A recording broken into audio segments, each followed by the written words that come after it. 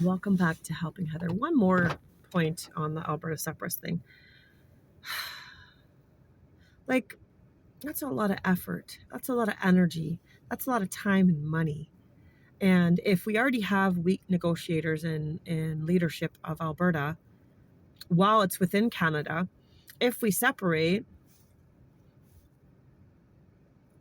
how are they going to suddenly be better at negotiating with Canada? That's going to make it worse. Like, I don't think we're thinking.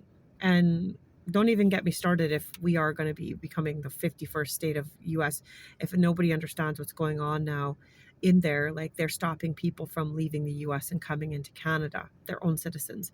So it's just a nightmare mess. We don't need a part of that at all. And on the world stage, the US is seen as just complete chaos.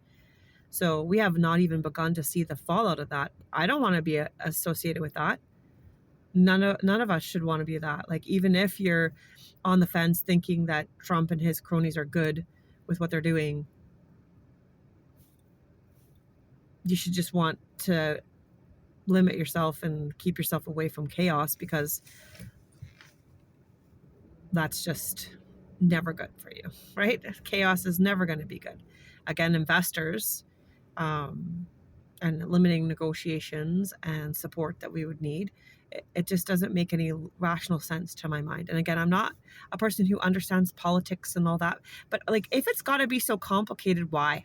That doesn't serve anybody. Why does it have to be complicated in the first place? To me, I believe that if you put your mind to it, you can understand anything, you can learn anything.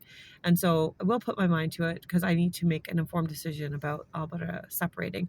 I already have my mind made up right now, but I'm going to look at the things, because to me, my rational mind, no matter how complicated a political reason would be, my rational mind of our weak negotiating leaders have not shown me that they can get what we need, our needs met in Alberta properly right now.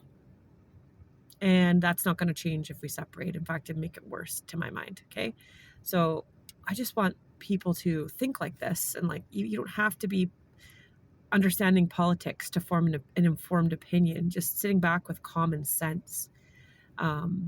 It's the same with any group that says that they're advocating and going to be in charge of advocating for you or getting your needs or your wants met, like unions and things like that. If they're not capable of doing it, and they need to put pressure another way, it's like, well, why not? Why aren't you capable of doing that? What's happened? You guys, that's your job, right? So I don't know. That's questioning. Yep.